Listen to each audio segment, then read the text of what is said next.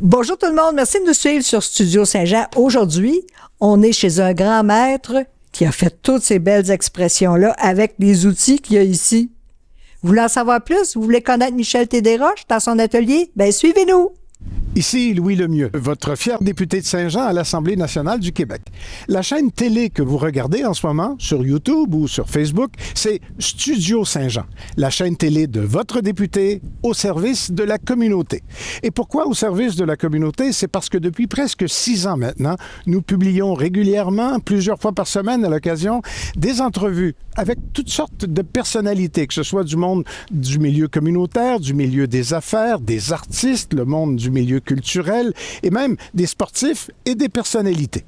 Et vous pouvez contribuer à Studio Saint-Jean, soit en vous inscrivant comme intervieweur, animateur bénévole, ou en nous proposant des sujets ou des invités. C'est facile, vous nous écrivez à production@studio-saint-jean.tv. Bon visionnement.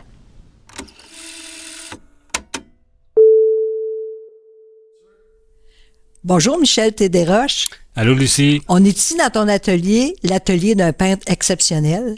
Ben merci. Et ici, c'est merveilleux, tout est merveilleux, tes toiles, il y en a un peu partout. C'est vraiment extraordinaire de voir cet atelier-là. Tu as commencé en quelle année? Tu as fait tes études à l'Université du Québec? Oui, j'ai fini mon bac en arts visuels en 2007. C'est un bac en arts visuels et médiatiques, donc j'ai touché un petit peu à tout ce qui est vidéo, sonore, des choses comme ça, là, tout ce qui est médiatique un peu. Là, oui.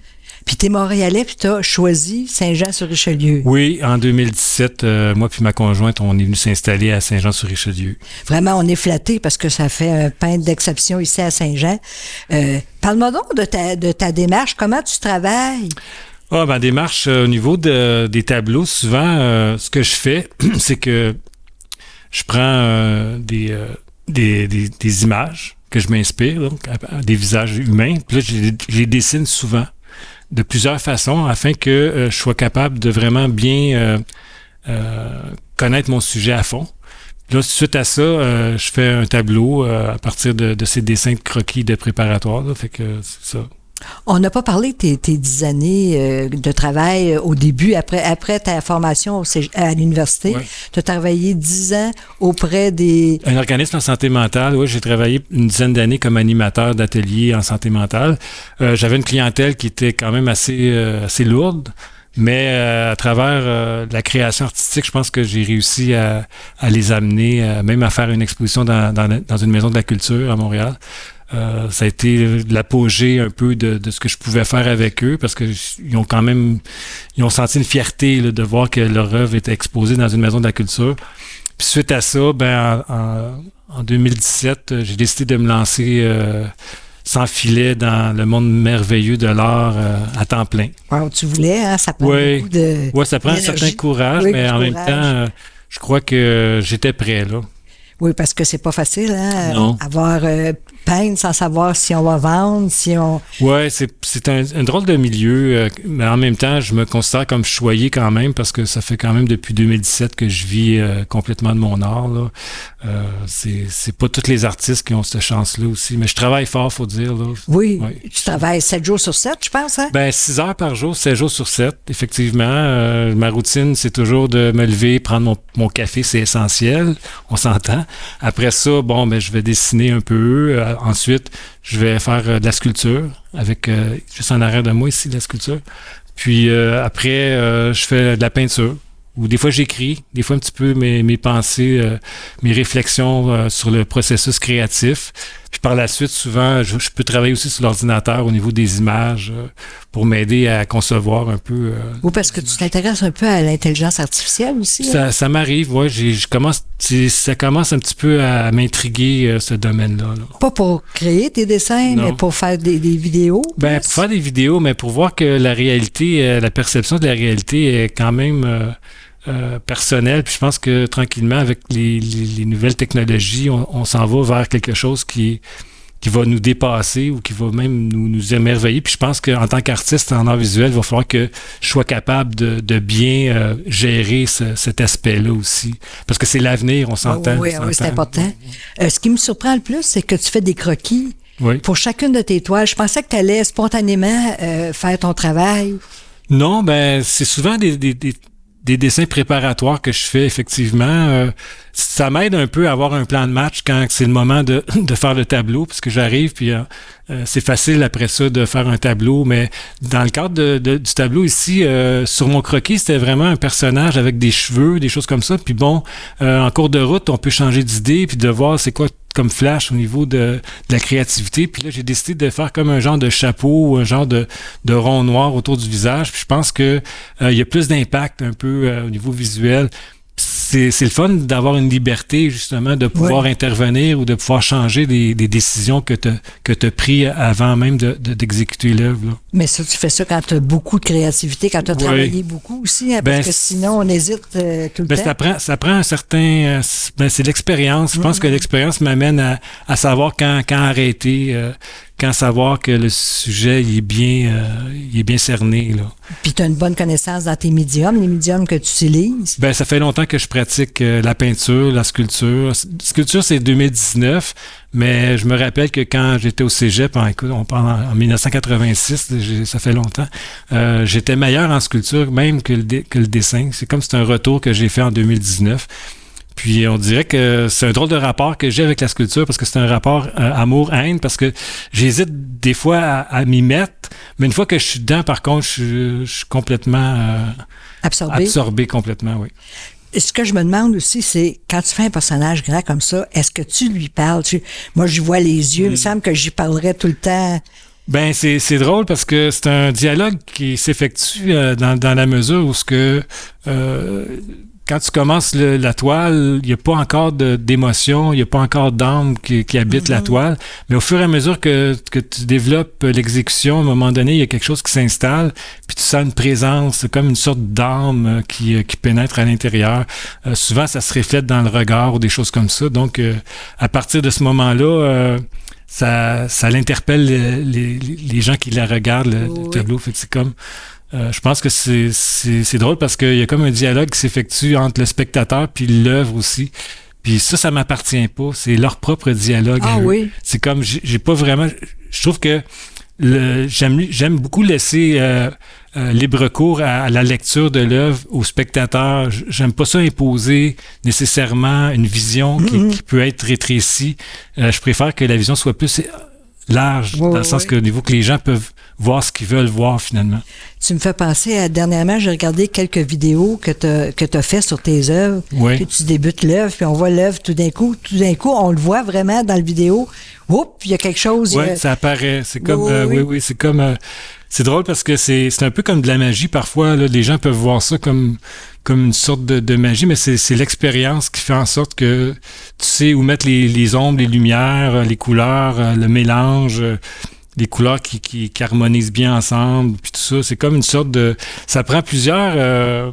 c'est comme des pièces d'un puzzle. À un moment donné, tu pratiques plusieurs champs de discipline, puis à un moment donné, on dirait que toutes les pièces tombent au bon moment, à bonne place. Là. Tu sais, c'est comme... je pense que je suis dans le meilleur de ce que je peux faire au niveau de... Je suis dans mon prime, comme on dit, là, en ce moment. Fait que c'est le fun parce que je peux faire vraiment ce qui me plaît. Là. J'ai pas de limite à ce que je peux réaliser. Là. Tu fais de la musique aussi. Est-ce que la musique t'influence? Il y a beaucoup de groupes musicaux qui m'influencent. Mais j'essaie d'écouter, d'avoir une oreille assez variée de ce qui se fait au niveau des nouveautés aussi, parce que c'est comme je veux pas rester accroché à une période de ma vie. Je fais un petit peu de musique, mais c'est plus expérimental. C'est pas de la virtuosité, disons, mais c'est le fun, ça me permet de m'exprimer d'une autre façon, je pense. Oui, puis d'aller plus loin, des fois, dans ta création. Tu vas avoir des expositions cet automne? Oui, j'ai 2 expositions cet automne. J'en ai une au Pôle culturel de Chambly, du 3 septembre au 19 octobre. Et j'en ai une autre aussi au centre... Châteauguay? À Châteauguay, je me souviens plus. Au Centre culturel Vanier? C'est ça, au Centre culturel Vanier pour tout le mois d'octobre. Fait que ça va être... c'est 2 expositions différentes. Il y a une exposition au Pôle culturel de Chambly. Le titre, c'est « Quand j'étais vieux ». C'est vraiment une exposition qui parle vraiment des personnes âgées, puis de tout ça. Là, Tu as vécu, je pense, dans ta jeunesse Oui. avec des personnes âgées. Oui, ben j'ai été élevé par des personnes âgées. Ma mère, elle avait une maison de pension, puis bon, ça a donné que j'ai vécu vraiment mon enfance avec des personnes âgées. Je joue aux cartes avec ces personnes. Puis je veux amener une vision différente que les gens peuvent avoir des personnes âgées, parce que j'ai trouvé que en étant enfant, j'avais une relation presque pareille. C'était comme des enfants, mais dans un corps âgé. Puis je veux comme essayer de donner un petit peu cette perception-là aux gens, là. Que de l'âgisme, c'est pas intéressant. Non, exactement. Puis en vieillissant, on se rend compte des possibilités aussi qu'on perd pas, puis que notre façon de vivre ou de façon d'être est pas différente de quand on était jeune. C'est ça qui est C'est pas parce qu'on est dans un corps vieillissant qu'on est vieux. D'après moi. Puis c'est drôle parce que l'autre exposition à Châteauguay, ça va être complètement autre chose. Ça va s'intituler Sémionaute. C'est vraiment au niveau ça va être de l'art abstrait. La plupart, ça va être de l'art abstrait. Donc, ça va être une autre pratique. Qui ressemble à ça ici? Qui ressemble un peu à ça, ouais, des choses comme ça, ouais. Oui, puis à celle que tu as de l'autre côté. Oui. Puis je vois que quand tu fais de l'abstrait, tu mets souvent des mains. Oui. Pour quelle raison tu mets des mains? C'est parce que les mains, ça m'a toujours fasciné. Les mains, c'est comme un outil qui est tellement créatif, dans le sens que la main humaine façonne depuis des millénaires tout ce qui nous entoure, là. Je veux dire que ça part du silex avec la pierre jusqu'à à la Renaissance, la chapelle Sixtine de Michel-Ange. Tu sais, il y a tout ce monde-là qui est créé par la main humaine. Puis bon, la main, ça me fascine, comme le visage. Puis les mains, c'est très personnel aussi, hein. Il y a quelque chose les traits des mains, c'est presque une identité en soi, là. Tout ce qui est possible par les mains. Tout ce qui est possible par les mains, oui. Oui. Parle-moi un petit peu du marché de l'art. Qu'est-ce que tu as à en dire? Ben, le marché de l'art, c'est quand même vaste. Disons que le marché de l'art, j'ai été choyé d'une certaine façon, mais j'ai pas vécu les belles années, là, des années 60, 50, là, avec des galeries qui fournissaient les artistes en moyens de réalisation. Aujourd'hui, on est plus comme dans l'individualisme un peu plus. Les réseaux sociaux qui peut aider à des ventes ou même à un certain rayonnement. Bon, on s'entend que c'est pas toute la même qualité d'art qui est comme représentée sur les réseaux sociaux, mais souvent on fait pas le même métier. Souvent, un artiste qui va faire de l'art décoratif, puis la démarche puis le parcours est pas le même que quelqu'un qui a vraiment eu des études, qui a étudié l'histoire de l'art, qui a exposé dans des centres culturels, dans des musées aux États-Unis, tout ça. Comme ce que tu as fait toi. C'est ce que j'ai fait. Donc, je pense que le collectionneur sérieux va vraiment tenir compte du parcours, aussi de la trajectoire de l'artiste, pas seulement si elle a des beaux yeux ou autre chose. Oui, c'est plus compliqué aujourd'hui parce qu'il n'y a plus d'école, on dirait. Il n'y a plus de grande tendance, il n'y a plus une forme d'art où on peut suivre un artiste. C'est comme un éclatement qui s'est produit, là. On dirait que depuis les réseaux sociaux, surtout, on dirait que tout le monde peut s'improviser artiste. Il paraît qu'il y a 40 000 peintres au Québec. En même temps, c'est pas, comme je dis, là, c'est pas les 40 000 qui font le même métier, là. Non. Puis c'est comme, c'est comme une vocation aussi. Je veux dire, tu le fais. Je suis pas sûr que si tu passes plus de temps à faire du TikTok puis du Instagram à poster des trucs que tu fais dans ton atelier que de dessiner ou de devenir meilleur dans une technique. De t'améliorer. De t'améliorer, je pense que... Puis de te découvrir aussi, parce que c'est ce que tu as fait, toi. Moi, je me sens vraiment privilégié en tant qu'artiste parce que depuis presque 30 ans, je représente des choses visuellement sur des supports, que ce soit de la toile ou du papier, ou même en 3D avec de la sculpture. Mais j'apprends à me découvrir à travers tout ça. C'est comme une sorte de démarche qui est vraiment longue, mais qui est enrichissante dans le sens que la plus belle chose que tu peux faire sur Terre, de ta naissance jusqu'à ta mort, c'est d'apprendre à savoir qui tu es, je pense. Puis je pense que je suis dans une démarche comme ça, puis l'art me permet de me découvrir. Tu fais aussi passer toutes sortes d'émotions. J'essaye. On voit, chez moi, j'ai un de tes dessins d'un enfant qui a l'air d'un petit tannant, là. Mais tu sais, on voit on peut donner toutes sortes de caractères aux personnages que tu fais. Tu construis et déconstruis d'une façon extraordinaire. Ben merci. Mais je trouve que c'est drôle parce que si j'avais à recommencer ma carrière, probablement que je serais cinéaste ou metteur en scène parce que ce que je trouve avantageux d'un peintre, c'est qu'il est capable, dans son tableau, de créer une sorte de narration que le spectateur va regarder puis qu'il va comprendre instantanément. Puis ça évite d'avoir une équipe de tournage, une équipe des acteurs, toute la machinerie autour d'un film. Ben un peintre peut le faire en un tableau. Là. Toute l'énergie puis l'émotion peut être la même que de regarder un film là, au cinéma. Il faut que tu sois capable de te stimuler toi-même aussi. Ouais. C'est assez particulier. Il y a beaucoup de gens qui sont pas capables de faire ça. Là.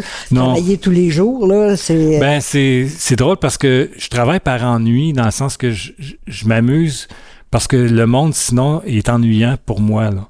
Je trouve que le monde, en général, c'est un monde ennuyant des fois. Puis depuis ma tendre enfance, il faut que je m'occupe pour me désennuyer puis pour me surprendre. J'aime ça, essayer de m'émerveiller moi-même. Puis de plus en plus, parfois je regarde puis j'ai l'impression que c'est pas vraiment moi qui le fait que ça m'émerveille. Puis c'est les autres qui peuvent voir ça, fait que c'est intéressant aussi là. Puis, tu as une muse aussi. Oui, ben depuis 24 ans, j'ai une muse. Là. J'ai rencontré Louise dans un moment où j'avais besoin de rencontrer Louise parce que ça m'a vraiment permis de focusser sur les bonnes choses. Puis, elle m'a vraiment pris sous son aile au début, puis elle m'a encouragé. Ça a été la première à voir en moi le potentiel qui maintenant... rayonne, disons. Là. Oui, mais c'est vrai que c'est difficile de voir le potentiel qu'on a, surtout en art, oui. De réaliser s'il n'y a personne qui est conscient de ce que tu fais autour de toi, c'est difficile de... C'est pas tout le monde qui voit ça, qui te laisse vivre ça aussi, parce que du côté du sacrifice, sa vie, elle a sacrifié pratiquement sa vie pour ma carrière aussi. Fait que ça, c'est important, puis ça, c'est majeur dans le sens que c'est pas tout le monde qui par amour, qui sont prêts à sacrifier leurs rêves ou des choses comme ça pour faire réaliser les rêves de quelqu'un d'autre. Oui, c'est pas pour rien que ça t'amuse. Oui, exactement. Michel, qu'est-ce que je fais si je veux me procurer une de tes œuvres? Ben, c'est simple. Tu peux aller voir sur mon site Internet ou sur ma page Facebook puis me contacter en privé ou m'envoyer un courriel via mon site Internet. Parce que dorénavant, si tu veux acheter une œuvre, ben tu passes par moi directement. Directement par toi. Ouais, directement par moi. Puis si on est un groupe de personnes qui sont intéressées par tes œuvres, est-ce qu'on peut te faire venir? Oui, je peux me déplacer avec des œuvres à te proposer si vous voulez aussi, oui. Puis en discuter. Parler art, prendre un café. Oui, ça fait... Discuter de refaire le monde au complet, s'il faut. Oui, ça fait une belle soirée aussi. Oui, effectivement. Ben merci Michel, c'est tout pour nous. Quel peintre d'exception, quel peintre brillant. Et il faut surtout s'intéresser à nos artistes, puis peut-être se procurer des œuvres. Ici Lucie Crevier pour Studio Saint-Jean. À la prochaine!